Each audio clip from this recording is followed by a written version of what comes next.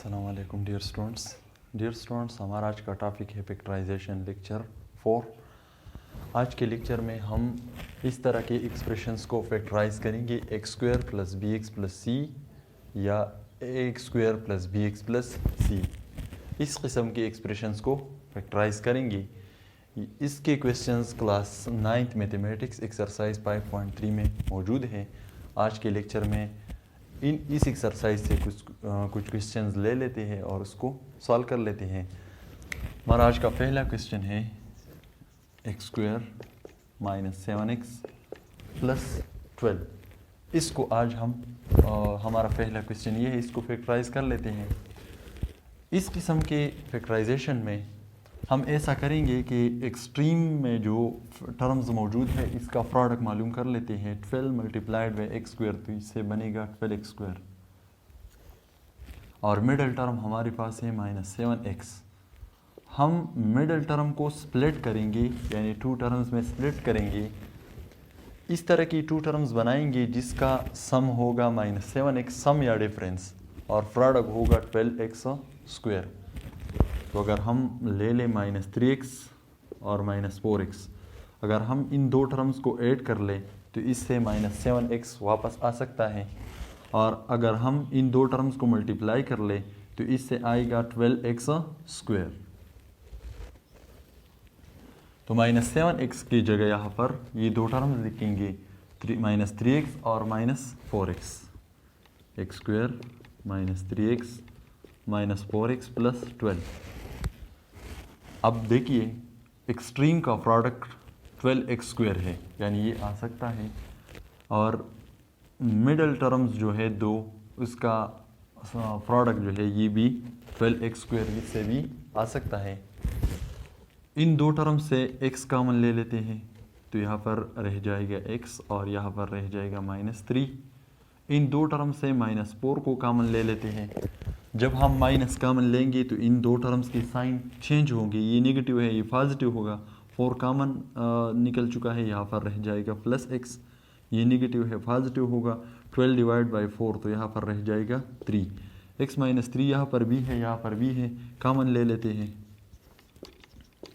तो यहाँ पर रह जाएगा x और यहाँ पर रह जाएगा माइनस 4। तो ये एक्सप्रेशन जो है ये फैक्टराइज हो चुका है, इसके 2 फैक्टर्स बन चुके हैं। अब एक और क्वेश्चन ले लेते हैं, x square plus x minus 12। इसको फैक्टराइज कर लेते हैं। अब एक्सट्रीम का प्रोडक्ट मालूम कर लेते हैं, माइनस 12 और एक्स स्क्वायर को मल्टीप्लाई कर लेते हैं तो इससे आएगा minus 12x square. Middle term हमारे पास यहाँ पर है x। अब हमें 2 टर्म्स दरकार है जिसका सम हो x और जिसका प्रोडक्ट हो माइनस 12x स्क्वायर। अगर हम यहाँ पर लिख के 4x माइनस 3x, अगर हम 4x से 3x को सब्ट्रैक्ट कर ले तो इसे आएगा प्लस x। अगर हम 4x को माइनस 3x के साथ मल्टीप्लाई कर ले तो इससे आएगा माइनस 12x स्क्वायर। तो यहाँ पर x की जगह ये 2 टर्म्स जो है ये लिख लेते हैं, x square plus 4x minus 3x। x की जगह हमने 2 टर्म्स लिखी, एक्स स्क्वायर और माइनस 12 जो है अपने जगह पर आ गई हैं। अब इन 2 टर्म्स में x कॉमन है, इससे x कॉमन ले लेते हैं, यहाँ पर रह जाएगा x और यहाँ पर रह जाएगा प्लस 4। इन 2 टर्म से माइनस 3 कॉमन ले लेते हैं तो यहाँ पर रह जाएगा माइनस 3, अगर कॉमन ले ले तो यहाँ पर रह जाएगा प्लस x और यहाँ पर रह जाएगा माइनस जो है ये पॉजिटिव होगा, और 12 डिवाइड बाई 3 तो यहाँ पर रह जाएगा 4। x प्लस 4 यहाँ पर भी है, यहाँ पर भी है, कॉमन ले लेते हैं तो यहाँ पर रह जाए x प्लस 4 कॉमन ले ले तो यहाँ पर रह जाएगा x और यहाँ पर रह जाएगा माइनस 3। इस एक्सप्रेशंस के जो 2 फैक्टर्स जो है ये बन चुके हैं। अब एक और क्वेश्चन ले लेते हैं, 20 minus x minus x square. इसको अब फैक्टराइज कर लेते हैं। अब एक्सट्रीम का प्रोडक्ट मालूम कर लेते हैं, माइनस एक्स स्क्वायर और 20 को मल्टीप्लाई कर लेते हैं तो इससे आएगा minus 20x square. Middle term हमारे पास है माइनस x, इसको स्प्लिट कर लेते हैं।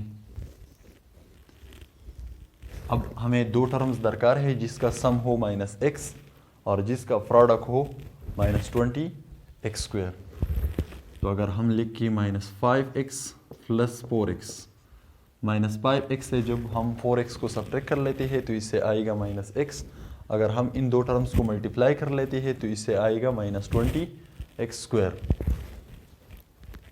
20 -x की जगह ये दो टर्म्स जो है ये लिख लेते हैं, -5x + 4x, और -x² अपनी जगह पर आ जाएगा। यानी -x की जगह हमने ये दो टर्म्स लिखे हैं। अब इन दो टर्म्स में 5 कॉमन है, 20 डिवाइड बाई 5 तो यहाँ पर रह जाएगा 4, और यहाँ से 5 कॉमन निकल चुका है तो यहाँ पर रह जाएगा x।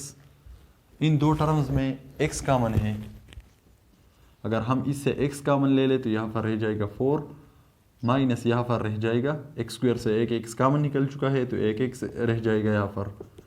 अब 4 - x यहाँ पर भी है और यहाँ पर भी है, कॉमन ले लेते हैं तो 4 - x अगर हम कॉमन ले लें तो यहाँ पर रह जाएगा 5 और यहाँ पर रह जाएगा +x।